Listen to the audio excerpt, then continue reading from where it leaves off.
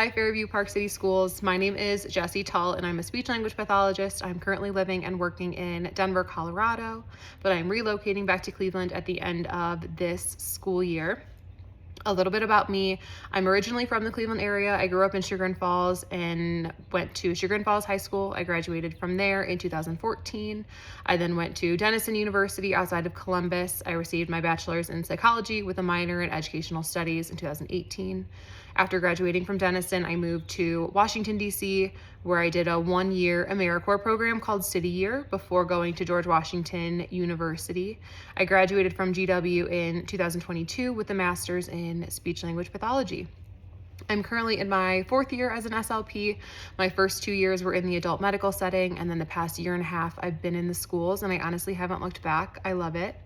Thank you for giving me the opportunity to make this video and to, respond to the question. I want to speak a little bit too about how I do what I do and, how I do all that I can in order to make a lasting impression and impact on students and their families.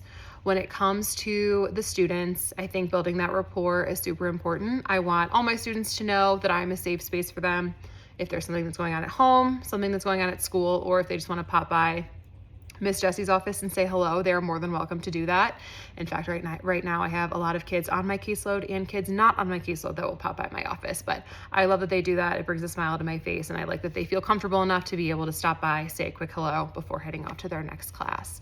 So building that rapport is super important. I also like to work in interests of the students.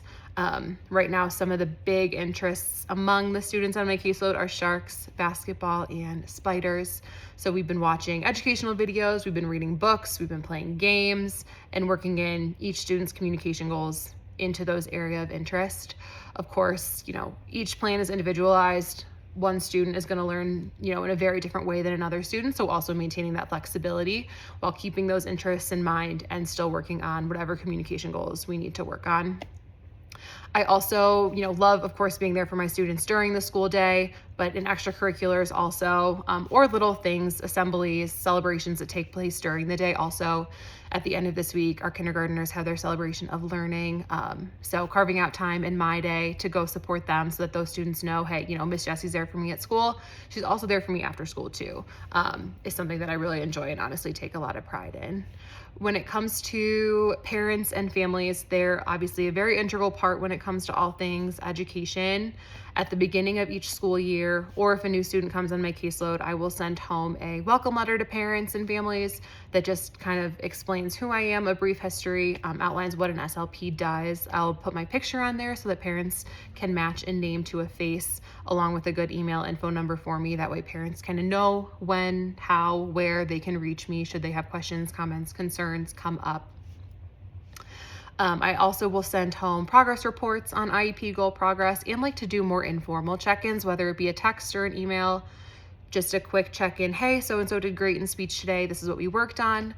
They're making a lot of progress. Or on the flip side, if we've had a couple of challenging sessions, reaching out to parents or families, seeing if there's a time where we can meet and collaborate about ways that we can change, see if there's maybe something else going on that's impacting the students' participation, and just to use them as a resource. Obviously, parents typically know their students best, so wanting to keep them involved with all things that are going on while they're at school to make sure that, parents also know that the students are our top priority.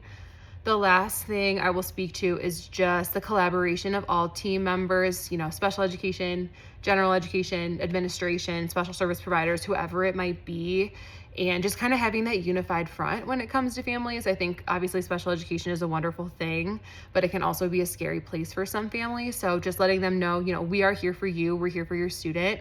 We are all on the same team and want what's best for each of those students, I think is super important. And I just want to make sure that I am playing my role, whatever that might look like, and making sure that, parents have the resources that they want or need, and then just making sure that they know we are here for you and we will do what we can within our power to make sure that the students' needs are being met. So really enjoy doing that and being a part of that unit, that sense of community that's in the schools. Thank you for taking the time to watch this video. If there's anything else I can provide, please don't hesitate to let me know, and I look forward to hopefully hearing from you all soon. Thank you.